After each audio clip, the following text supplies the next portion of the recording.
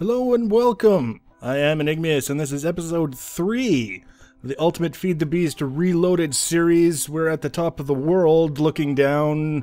Looks kind of red. An awful lot of rusty red, brownish stuff, and also fog and clouds. We're here with our kinetic generators that are I have to say they're having a hard time. They're not really generating as much blue electric power as I would have expected. Not, I think, because I overestimated what they're capable of, but because I overestimated how much they would actually be spinning. Out of a total game day, what you see now is actually pretty good. Quite often I come up here and they're pretty much at a standstill. And the blue electric generation suffers for it. But we have a solution in the works. You see, we've got 2 generators. There's a third one here waiting for a turbine.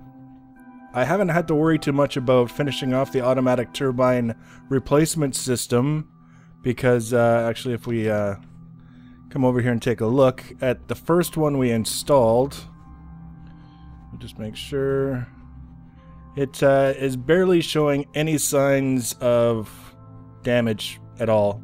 So I'm not too worried about getting that system into place, but I am thinking very seriously about options that I have to expedite the generation of this blue electricity. We're going to head down and show you why momentarily, but you can see it is cycling some of the rechargeable batteries, which means there is power being generated, there are batteries being filled and then being sent into an ender chest for misuse elsewhere in the facility. And then we've got said facility down here, all the way down. You can see the holes left in the top of the facility where I had originally planned to run pneumatic tubes carrying the charged batteries and all that other good stuff. I got rid of all the nerd poles. I still have to plug the holes, and that's just a matter of coming up here with the right materials to do so. But there is no door to get in from this side, so we have to go all the way over here and down in through the door marked spawn as fast as the suit will allow me. So you can see I just keep adding chests and chests and chests, and they're all pretty much full of this, which is not horrible, but not great either. I do have plans for some of it. Mostly it's just taking up space, and I am slowly accumulating other resources. I've made 1 quarry so far, and I've got 4 diamonds towards the next one.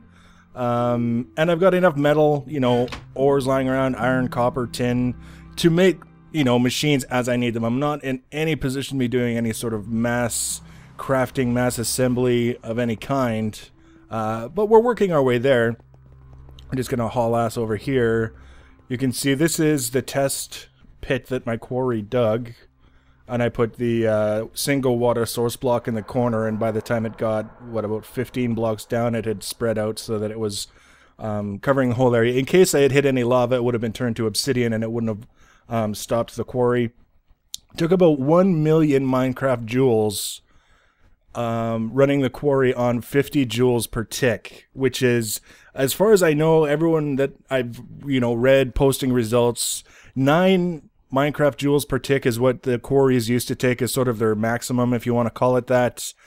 We've since found with a later version that we can overpower it and it'll work faster, but it's not linear, meaning if you were to run it at 9 joules per tick, it would run slowly, relatively speaking, but would consume a certain amount of energy. By running at 50 Minecraft joules per tick, it runs much faster, but the total energy that it will consume for each block that it digs will be significantly higher. And I'm okay with that because I do still have plans to have that kind of blue electric power in place soon, which we then convert to the Minecraft joules, and then everything is happy. And just out of general interest, these 2 chests contain the sum total of everything that the quarry dug up. From this level here, we're at 99, all the way down to 2, which is the bedrock layer. This, that in a previous mod pack would have gone into an energy condenser so that it wasn't taking up space. And this, which is still some cobblestone, overflow from the other chest, and the usable stuff. So There's an editorial in there somewhere. Look, keep your eyes peeled for that sometime soon. But right now, we're going to go take a look at what I've got set up so far with the Blue Electric motors, just to give you an idea. And this is all leading to the big picture kind of view. Now, this is my Minecraft Joule generation area. You can see I've got 2 redstone energy cells. And this one here is at 368,000 Minecraft joules. This is my main energy cell for running machines. And also it tops up this one, which is full, which I can then pop off and go plant next to a quarry to run the quarry. So not bad. I mean, it's filled these 2 energy cells. Earlier today, both of these cells were completely empty. So it's generating enough to come up with close to 1 million Minecraft joules.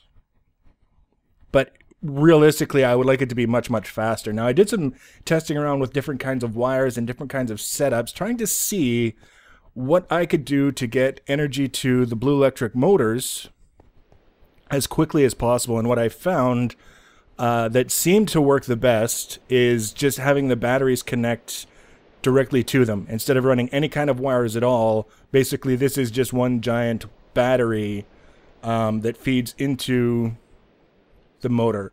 The reason why I say it seems to get the energy to them faster is because as soon as I hooked it up this way, the motors suck the batteries dry in no time at all. When I was using the stone jacketed blue wire to connect them to the motors, they were just kind of flickering. Like they would all show full on the side, and then every once in a while you'd see it dip to indicate that it was using up some of the blue electric power that was there. So in terms of getting the power to the motors as quickly as possible, I think this seems to be reasonable.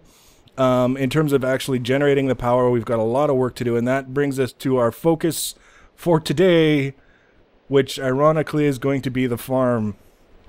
The farm, damn it, the farm. Like I say, I don't dislike it. It's just not my favorite thing to do. And I've noticed a few difficulties with our farm and a few opportunities to expand. It's pissing rain out there, but that's okay. I just want to show you the primary difficulty that I'm having. If I fly straight over and look down, you can very, very clearly see the dirt blocks in amongst all of the flax. Now that is caused by things such as that fat green bastard over there that likes to flip-flop back and forth across the field. And because this is a swamp, there's nothing I can do about it. They just keep spawning and spawning and spawning. It doesn't seem to matter how well lit anything is. It's a slime. It's a slime. And, you know, he doesn't know any better, which is why I feel guilty about having to kill him. But something's got to change. So what I've decided to do is we're going to pull all of this out. And actually, I wanted to come in here with an empty inventory so I can give you guys an idea of just how much thread and flaxseed a field of this size is going to produce. And then we're going to redo the entire area. You can see I've already done some landscaping over there, clearing trees. We got rid of the witch's hut. She only came to visit once, and when she did, she just started throwing bottles at me, which I didn't think was appropriate behavior for a first meeting with a new neighbor. So I killed her, I burned down her house, and now we have that whole area out there to use. I'm probably going to extend out into the water some more, flatten it out. So we're going to have actually a very, very large area here devoted to farmland and other outdoor activities. I want to, basically, I did a little bit of exploring. I don't know if any of the, I found a couple of villages. I was talking to the villagers about the Mistcraft pages that they now sell, and I was looking at some of the other villagers and what kind of materials I would need to trade with them to get the emeralds to buy the pages. And I said, okay, we need to give this farm thing a look on the grand scale, starting with the flax, so that we can get as many turbines into production as we possibly can and keep them in production to replace them as needed. I also want to have animals for things like leather, paper, what else did I see? Raw meat, like all kinds of things that villagers want, whether I would normally use them for crafting or not, as well as wheat. I noticed they want frequently wheat and or bread, so we can do that. So, I mean, we're going to be using this whole area. And fortunately, while I was out and about and exploring, I came across one of these in a chest because actually, have they been updated to require... way too much stuff. I'm hoping that the bacon gun isn't a miniature black hole. Ouch. Isn't some sick variant on it. Yeah, Nether Star is now required to make a portal gun. So I'm hoping that the bacon gun just works the same, only has like maybe a bacony smell. I don't know. We'll find out soon enough. Worst case scenario, I can find ways to get monsters where I want them. We know that, and that includes cows and pigs and all that other stuff. So what we got to do, we got to first of all clear all this out. We're going to get rid of all this fencing because we're going to be completely redoing the layout. And that's why we've got the third-person view. So we're going to switch to that now. We're going to break all this down. We're going to start doing the new layouts. And then we'll talk a little bit more about what's going on. So the main thing that we're wanting to do here is just get everything ready to work with, which means flattening everything out, filling in all the divots, getting rid of all of the trees, and trying not to get too many creeper craters in the landscape while we're doing it. Now, my favorite way of clearing out trees is to just cut out the trunks and let them decay on their own, and then I just kind of run around and grab saplings and stuff as they fall. I find it a heck of a lot more entertaining than bunching leaves for a long time when you've got a lot of trees to pull out. I know there's a sickle now. I know there's other different ways of doing it quickly. I don't care. I just cut out the trunks and go on about my business. And also you can see that Endermen are a target while I'm doing this. I need Ender Pearls for item tesseracts. All this stuff I'm trying to keep track of. And all the while, if you watch, there are just like almost a steady stream of slimes spawning and flopping over the field. And then they go off the screen, and then another slime spawns a little while later, and off it goes down across the field. So one of the things that I want to get into place that we saw in my first Feed the Beast world in the beta pack is an arrow cart, a Steve's Cart arrow cart that will basically go around on a track and shoot at any monsters that happen to be within its range, which very, very effective, but we need a steady stream of arrows. Arrows, arrows, arrows. So we're going to be setting up automation to make arrows hopefully as fast as the cart can shoot them, because when it gets going, it just goes through the arrows like nobody's business. As well, I want to see what aspects of this whole farm thing that I can automate with Steve's carts. If I can do the flax field with Steve's carts, that would be absolutely phenomenal, though I'm not sure it is set up to allow for that. We'll see. We'll see. I'll give it a try, and if it doesn't work, then it doesn't work. I'll use the cart somewhere else. But right now, you can see I basically... It doesn't look like I've done a whole lot unless you think of it in terms of how much more empty space I have to work with. And sort of the final task here is to fill in that pool, kill the Enderman off to the left there, because item tesseracts, gotta have them. And then I decided to get some gravel, because that pool is actually deeper than it looks from here. And I learned in my last Feed the Beast world that working underwater, it has a novelty, and then that novelty wears off, and then it's really not so fun anymore. So fill it in with gravel and then just top it off with dirt. Seems to be the way to go. Another Enderman there. There's a little slimy going across my field. I kind of like these wide-angle views because it gives an opportunity to see things that I wouldn't normally see in the context that I wouldn't normally see them. Like that slime just basically is going to drown any moment now. He just jumped in and went for a swim, and that's it. Game over. So that's basically this part of it.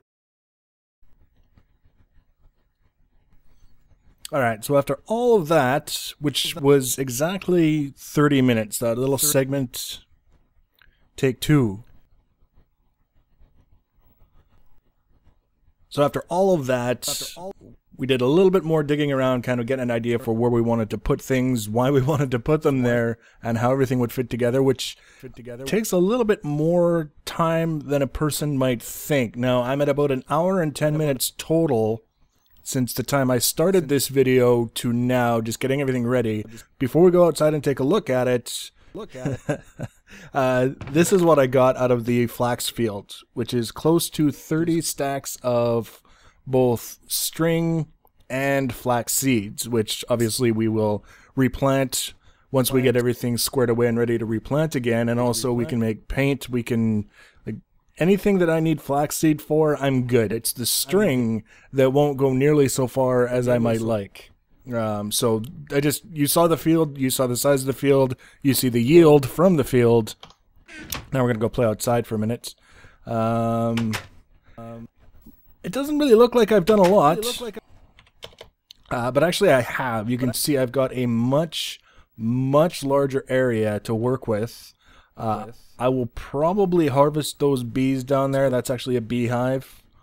And carry this down straight across, kind of flatten this out here, and then this will be my working area for whatever I happen to need. Now this is obviously what remains of the flax field. I got to enjoy a little bit of time spent flopping around on it, and I've actually gotten rid of all the water source blocks, so it's going to revert to dirt on its own. And then over here, you can see I've already got the strips in place for sugarcane. Now, I hadn't originally, intended or expected that I would need much by way of sugarcane until I saw what the testificates in the villages wanted, and I realized that there's no harm in having a lot of it on hand. I don't know if I'll be able to automate it the way that I want to, but I will have enough planted and growing. I don't really think that I will need to automate in order to get the kind of volume that I need out of it. The remainder, however, I'm probably going to once again double the size of the flax field. I would consider probably something, imagine taking this field here and just extending it all the way down is kind of what I have in mind, and then I would have room left over for some wheat fields so that I can do the wheat and bread trades with the testificates and all that other crap. And also room for animals. I've got chickens all over the place. I've already picked up almost 4 stacks of chicken eggs just from the chickens that kind of live in this area, which is very, very convenient.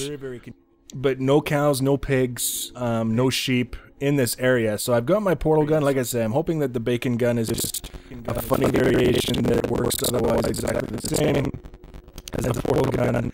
And I can just have, there's some savannah areas and things like that that I can pick up monsters from, or animals, not monsters, and drop them here. And then I can focus on breeding them. That's also the wheat fields using for breeding animals. So it's underway, and it's really the biggest thing now is I want to automate as much of this as I possibly can with Steve's carts. I was looking at the wiki today, and it didn't say anything about flax, and I'm kind of hoping that that's just a minor oversight. I hope I know better than that. I kind of have a feeling in for disappointment. I'll have to come up with another strategy, but that's fine. We'll get it sorted out. We'll get the farm up and running and properly automated, because this I could handle on my own, just doing it manually. When I realized it wasn't going to cut it, that's when I realized automation was in order. That's what we're going to do. The next episode, we're going to have this puppy buttoned up and done. That's it. I'm not going to do 5 episodes on setting up this farm. I'm just going to do one more to take a look at it once it's done and ready to go. And then we will carry on with the tech end of things. We're going to finish getting our blue electric power supply. You can actually see the turbines way up in the air there. We're going to get that finished off. We're going to get our blue electric motor situation sorted out, and then it'll be up and away from there. So if you have any comments, feel free to leave them in the comment section, and we'll see you in the next episode. Thanks for watching, guys. Take care.